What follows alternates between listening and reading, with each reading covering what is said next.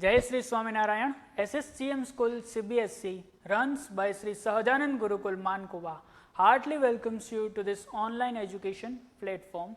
Students of class 10, today we will continue our chapter number 1 in our economics subject, that is development, and this is the fourth part of this chapter.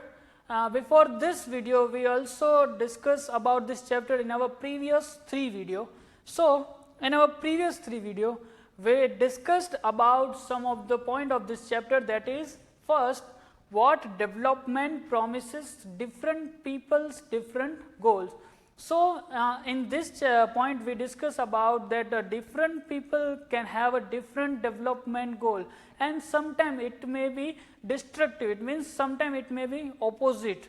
Okay, and then in this video, in the first video, we also discussed about income and other goals, यानी कि income यानी कि पैसे salary के अलावा भी और कौन से गोल्स यानी कि और कौन से डिज़ायर होते हैं और कौन से एस्पायरेशन होते हैं लोगों के, उनके उसके बारे में हमने डिस्कस किया था.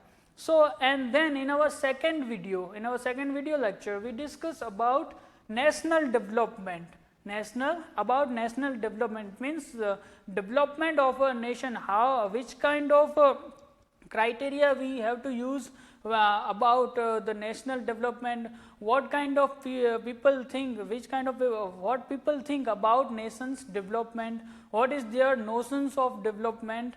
Okay, then we also discuss about how to compare different countries or states, यानी कि अलग अलग स्टेट्स और अलग अलग जो कंट्रीज हैं उनको कैसे कंपेयर किया जाए, which kind of criteria we used for the comparison of 2 or more states or 2 or more countries. So then in our last video, in our third video, we discuss about income and other criteria, यानी कि income के अलावा, पर capita income के अलावा, average income के अलावा और कौन से एट्रीब्यूट्स है और कौन से दूसरे क्राइटेरिया है जिसको हम किसी कंट्री और स्टेट को कंपेयर करने के लिए यूज करना चाहिए और हम कर सकते हैं. So in our previous video we discuss about the 3 states of our country, that is Maharashtra, Kerala and Bihar. We also discuss about some of the comparative data in our table number 1.4 and what he shows shown in that table. So now within this introduction, let us begin the next point of this chapter, which we will discuss in our in this video, that is public facility. Okay, so in this lecture we discuss about the 6th point of this chapter, that is public facility.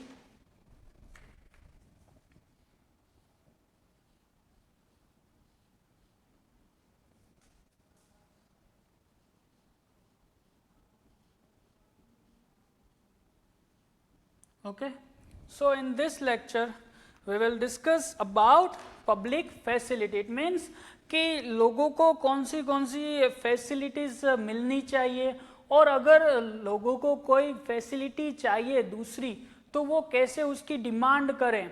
अगर हम कोई individual, अगर हम किसी बात की, किसी facility की मांग करते हैं तो हमको हर कोई चीज़ इंडिविजुअली नहीं मिलती.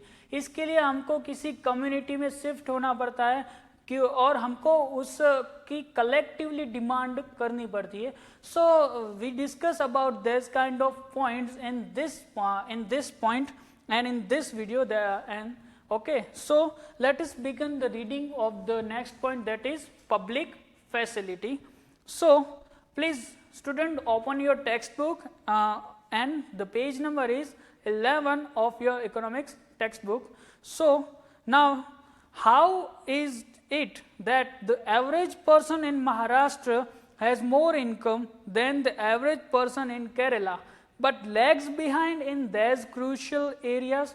तो हम लोगों ने इसके पहले के वीडियो में देखा था कि टेबल नंबर 1.3 में महाराष्ट्र की पर capita income, it means an average person in Maharashtra earn 1,17,091 rupees.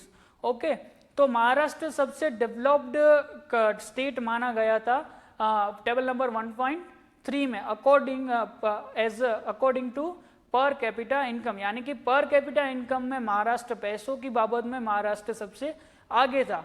Okay, but when we look in our table number 1.4 in our previous video, we find that lags behind this, it means के पर capita income के अलावा जो दूसरे ऐसे comparative data थे, जो दूसरे ऐसे कंपैरेटिव क्राइटेरिया थे, उनमें हमने जब इन्हीं 3 स्टेटों के डेटा को कंपेयर किया तो हमने क्या पाया कि महाराष्ट्र में ठीक है पर कैपिटा इनकम ज़्यादा है, लेकिन दूसरी जो फैसिलिटीज़ हैं, दूसरी जो सुविधाएं हैं, उनमें महाराष्ट्र से आगे केरला निकल जाता है. केरला उनमें सबसे आगे होता है. So lags behind this crucial area, it means that के दूसरे ऐसे जो एरिया थे, जो दूसरे ऐसे कंपेरेटिव डेटा थे, उनमें केरला सबसे आगे होता है. सो द रीजन इज, तो इसका कारण क्या है, उसका रीजन क्या है? The reason is that money in your pocket can not buy all the goods and services that you may need to live well. तो इसका रीजन ये है कि पैसा ही सिर्फ हमें वो सारी सुविधाएं, वो सारी सर्विसेज, सेवाएं नहीं दे सकता जो हमें एक बेहतर लिविंग के लिए चाहिए होती है. ओके, सो पैसे से ही हम सब कुछ नहीं खरीद सकते हैं. तो इसके लिए हम इधर एक बहुत सारे एग्जाम्पल हैं, उनको हम देखेंगे. So income by itself is not a completely adequate indicator of material goods and services that citizen are able to use. यानी कि इनकम ही ऐसा एडिक्वेट इंडिकेटर नहीं है, एक पूर्ण नहीं है. ओके, सिर्फ इनकम से ही हम सब कुछ जो भी हमको चाहिए फैसिलिटी वो नहीं खरीद सकते इंडिविजुअली. ओके, फॉर एग्जाम्पल, यहाँ पर एग्जाम्पल दिया गया है कि normally your money can not buy you a pollution free environment और ensure that you get unadulterated medicine. यानी कि पैसा ही सिर्फ हमें सब कुछ नहीं देता. यहाँ पर एक एग्जांपल दिया गया है कि पैसे से आपको पॉल्यूशन फ्री एनवायरनमेंट, यानी कि शुद्ध हवा मिल सकती है, वो पैसे से आपको नहीं मिल सकती. उसके लिए आपको पॉल्यूशन कम करना पड़ता है. ठीक है, और दूसरी बात क्या है कि पैसे से हम ये भी इंश्योर, यानी कि ये भी हम तय नहीं कर सकते कि जो मेडिकल स्टोर से हमको दवाई मिलती है वो दवाई ओरिजिनली है या फिर डुप्लीकेट भी हो सकती है. ये सब तभी हमको मिल सकता है जब unless you can afford to shift to a community that already has all that things. यानी कि आपको ये सारी सुविधाएं तभी मिल सकती है जब आप जहाँ रहते हैं उससे कहीं दूसरी ऐसी कम्युनिटी में जहाँ ये सारी सुविधाएं पहले से ही अवेलेबल हैं, वहाँ अगर आप रहने के लिए जाते हैं, शिफ्ट हो जाते हैं, तो तब आपको वहाँ पर ये सारी सुविधाएं मिल सकती है. यहाँ पर एक और एग्जांपल है, money may also not be able to protect you from infectious disease unless the wall of your community takes preventive step. और मनी आपको ये भी इन्फेक्ट, यानी कि जो वायरस है, जो ऐसे डिजीज है, उससे भी नहीं बचा सकती. पैसे से हम किसी वायरस से बच नहीं सकते. अगर हमारे पास पैसा होगा फिर भी अगर हम किसी वायरस के इन्फेक्शन, अभी वैसे भी जो कोरोना वायरस चल रहा है, ठीक है, तो हम पैसे से ऐसा नहीं होगा कि नहीं हमारे पास पैसा है तो कोरोना वायरस हमारे पास नहीं आएगा. ठीक है, तो पैसे से हम किसी इन्फेक्शियस डिसीज से भी नहीं बच सकते. हम तभी बच सकते हैं जब जहाँ पर हम रहते हैं, जिस एरिया में, जिस कम्युनिटी के साथ रहते हैं, तो वो पूरी कम्युनिटी अगर उसके लिए उस वायरस के अगेंस्ट प्रिवेंटिव, यानी कि उस वायरस से अवेयर होगी और उसके खिलाफ, उससे बचने के लिए जो भी कोई रीत अपनाएगी तो उससे हम बच सकते हैं. ठीक है, so actually for many of the important things in life the best way, also the cheapest way is to provide these goods and service collectively. तो ये जो सारी सुख सुविधा है, जो भी गुड्स एंड सर्विसेज हैं, तो उनको सबसे बेहतर, उसको पाने की सबसे बेहतर और सबसे सस्ता रास्ता कौन सा है उसको पाने का? तो वो है कि हम किसी कलेक्टिवली, हम ये जो सारी सुविधाओं की डिमांड करते हैं वो इंडिविजुअली नहीं बल्कि कलेक्टिवली, यानी कि एक साथ, एक ग्रुप में होकर करें, तभी हमको ये सुविधाएं मिल सकती हैं. तभी हम ये सारी सुविधाओं की डिमांड गवर्नमेंट के पास कर सकते हैं। अगर हम इंडिविजुअल होंगे तो गवर्नमेंट हमको ये सारी सुविधाएं हमारे इंडिविजुअल के लिए, हमारे अपने एक व्यक्ति के लिए वो सारी सुविधाएं आपको नहीं अवेलेबल करा सकती। Look here, there are an example. So just think, for example, while it be cheaper to have collective security for the whole locality or for each house to have its own security man, तो यहाँ पर एक example दिया गया है कि अगर आप सोचिए कि आप किसी सोसाइटी में रह रहे हैं, ठीक है, और उस सोसाइटी में 100 इट मीन्स कि 100 हाउस है, ओके, 100 घर है, तो आपके लिए कौन सा अच्छा और सस्ता रास्ता होगा कि अगर आप उस सोसाइटी में, पूरी आपकी जो सोसाइटी है उधर आप सिक्योरिटी गार्ड रखना चाहते हैं, अपने घर को सुरक्षित रखने के लिए गार्ड रखना चाहते हैं, सिक्योरिटी गार्ड, तो आप कौन सा रास्ता अपनाएंगे कि 100 जो मकान है, 100 जो हाउस है, उन 100 हाउस के लिए सबके लिए पर्टिकुलर अलग अलग सिक्योरिटी गार्ड रखा जाए, या तो फिर उन जो आपका एरिया है, जो आपकी सोसाइटी है, उसके लिए 1 या 2 या 10 या फिर एक ग्रुप जो सिक्योरिटी गार्ड का होता है उसको रखा जाए। तो आप समझ सकते हैं कि जो ग्रुप होगा वो आपको एक तो सस्ता भी पड़ेगा और आपके लिए अच्छा भी रहेगा। उसी तरह से एक और एग्जांपल है कि what if no one other than you in your village और locality is interested in studying, would you be able to study? Not unless your parents could afford to send you to some private school elsewhere. यानी कि अब आप ऐसा सोचिए कि आपके अलावा जो आपके एरिया में जितने भी बच्चे हैं वो स्टडी में इंटरेस्टेड है ही नहीं, सिर्फ आपको ही स्टडी करना है, तो क्या गवर्नमेंट आपको आपके अकेले के लिए उधर एक स्कूल बना सकती है क्या? आपके लिए क्या स्कूल बना देगी? नहीं, आपको अपनी आगे की पढ़ाई के लिए या फिर पढ़ाई के लिए वहाँ से कोई ऐसे एरिया में शिफ्ट होना पड़ेगा जहाँ पर ये सुविधा पहले से ही है, जहाँ पर दूसरे भी ऐसे बच्चे हैं जो पढ़ना चाहते हैं, ठीक है।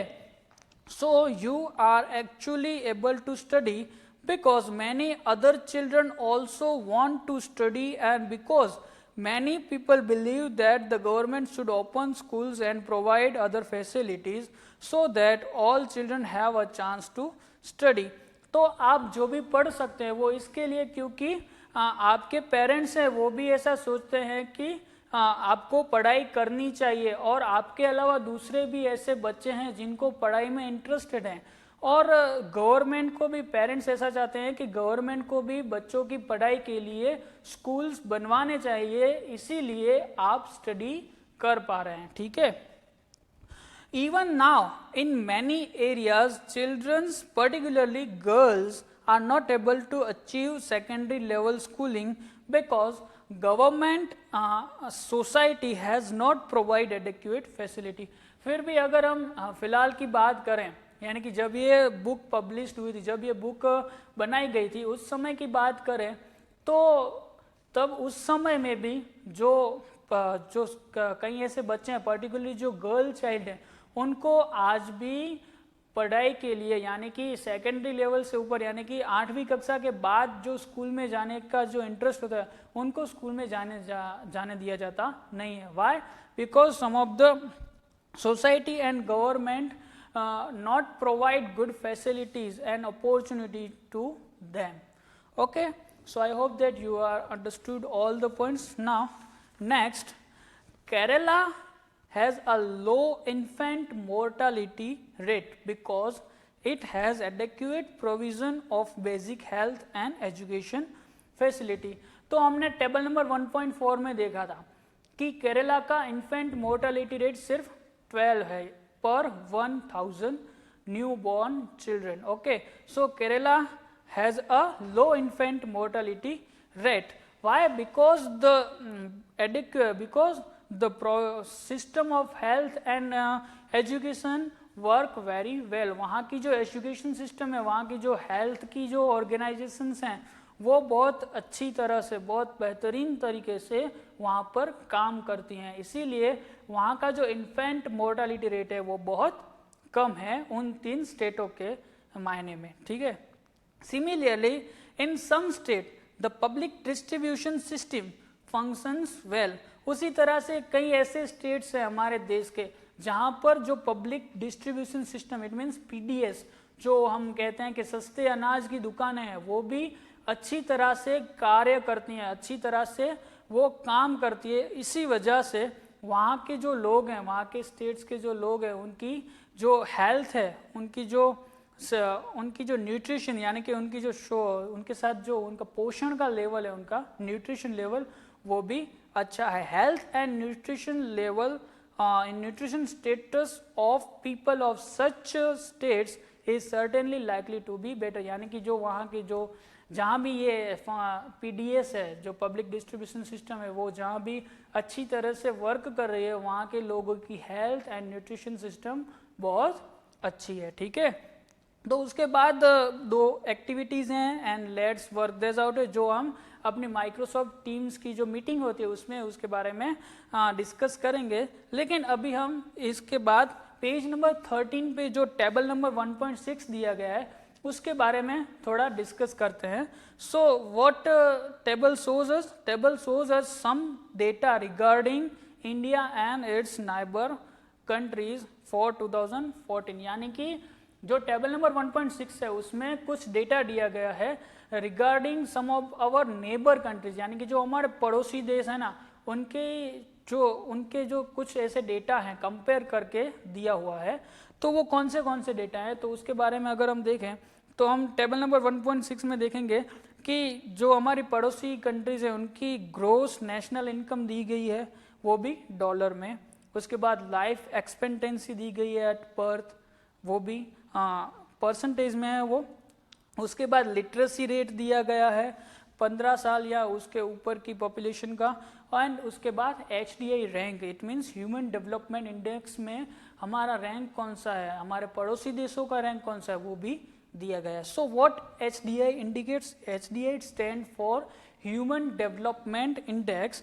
HDI rank is about table are out of 188 countries in all, यानी कि जो यहाँ पर जो HDI का रैंक दिया गया है अकॉर्डिंग टू 2014, तब जो ये रैंक निकाला गया था तब उस HDI ह्यूमन डेवलपमेंट इंडेक्स में कितने देश शामिल थे, वो थे 188 देश। तो उन्हीं देशों में से हमारा और हमारे पड़ोसी देशों का कौन सा रैंक है वो दिया गया है। उसके बाद जो लाइफ एक्सपेक्टेंसी है वो क्या दर्शाती है, तो एवरेज लोगों की लाइफ कितनी होगी, किसी देश में एवरेज कितने साल तक लोग जी रहे हैं, कितने उनकी एवरेज है, लाइफ एक्सपेक्टेंसी कितनी है वो। And per capita income we all know about the average income of a person of a particular country. Okay, so now यहाँ पर आप देख सकते हैं कि हमारे जो पड़ोसी देश हैं, इंडिया के सबसे छोटा देश है जो श्रीलंका है, अगर हम उसकी बात करें तो इंडिया की यहाँ पर जो भी डेटा दिया गया है उन सभी में इंडिया से भी आगे है।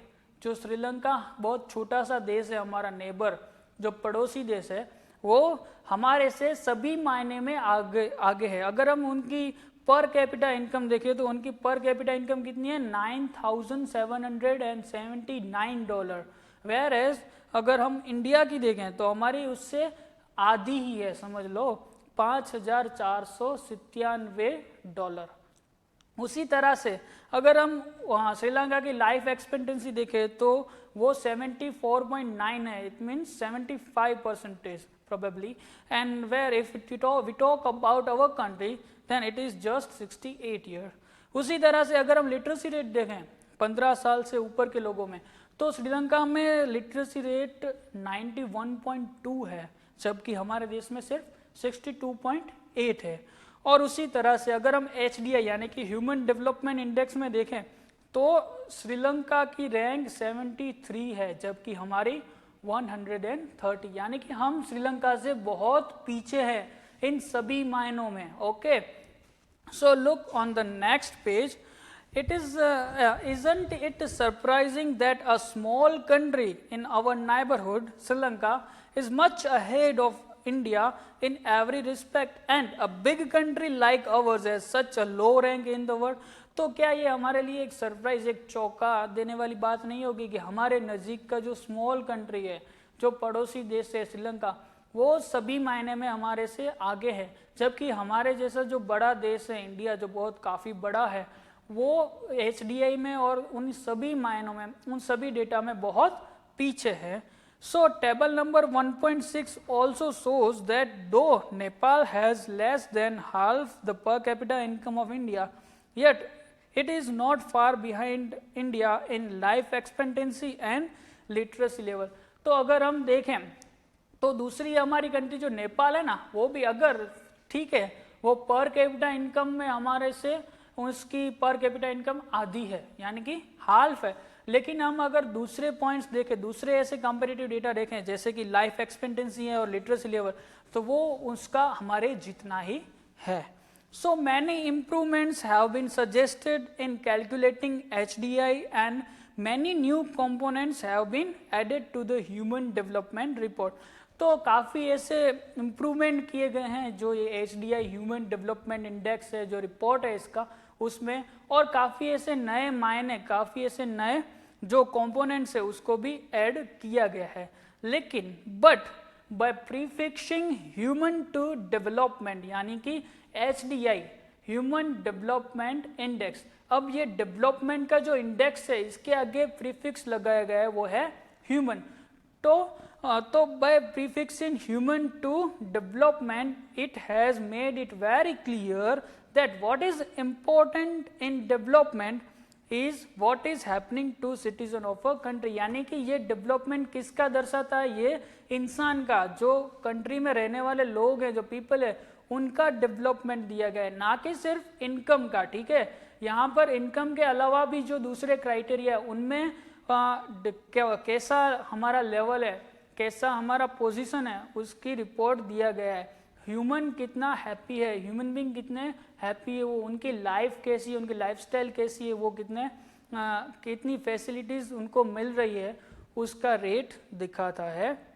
So it is people, their health, their wellbeing, that is most important. तो ये सारे जो मायने हैं, उनकी हेल्थ, उनका एजुकेशन लेवल, उन सभी की बात इधर की गई है. वो सारी सुविधाएं जो पब्लिक को मिलनी चाहिए, वो सारी पब्लिक फैसिलिटीज की बात इधर की गई है. So do you think there are certain other aspect that should be considered in measuring human development? तो क्या आपको लगता है कि दूसरे भी ऐसे कई जो एस्पेक्ट हैं, जो एट्रीब्यूट्स हैं, क्राइटेरिया, उनको डेवलपमेंट की जब हम बात करते हैं तो उसमें उसको भी जोड़ा जाए? तो आप इसके बारे में भी सोच सकते हैं और इसको भी ऐड कर सकते हैं. So we completed the point that is public facility in this video. Now we stop here with this point. We will discuss the next point, that is sustainability of development, the last point of this chapter, in our next video. So still that, thank you so much. Jai Sri Swaminarayan.